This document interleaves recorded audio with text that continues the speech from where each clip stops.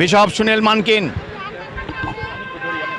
তিনি church of বাংলাদেশের right reverend bishop moderator bishop Sunil Mankin তিনি আমাদের বাংলাদেশের চার্চ অফ বাংলাদেশের প্রধান।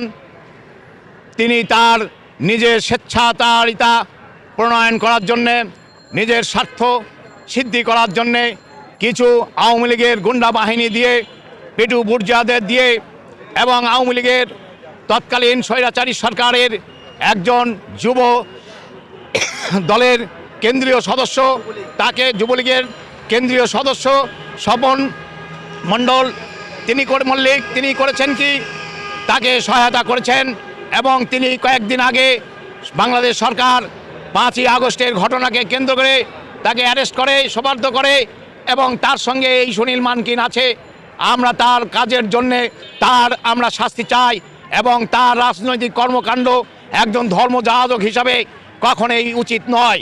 দুর্নীতির এই যে অপকর্ম, এটা কি যে অন্তর্বর্তীকালীন অপকর্ম কি অন্তর্বর্তীকালীন পরবর্তী সময় কি আপনাদের চোখে ধরা পড়ছে না এর আগেও?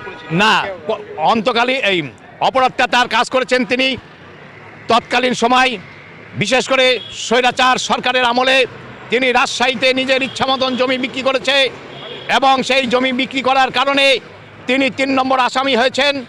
এবং এ ধরনের কাজ করার পরে তিনি বিভিন্ন জায়গায় জমি বিক্রি করেছেন এবং সেই জমির সাথে তিনি আমাদের জজকোর্ট ঢাকা 54 সদর রোড প্রধান কেন্দ্রে 41টা সম্ভবত দোকান আছে, যেখানে এই স্বপন মণ্ডল তাকে কি করেছে, তাকে মল্লিককে দিয়েছে, কি দিয়েছে, এমনি লামসাম কয়েক টাকা দিয়ে 40টা দোকান তাকে বিতরণ করেছে।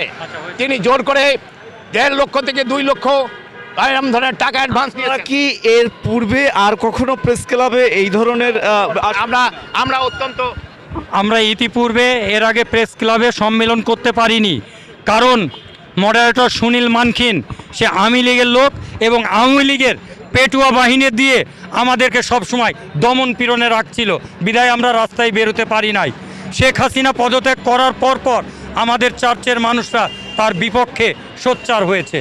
তার দুর্নীতিগুলো কি কি?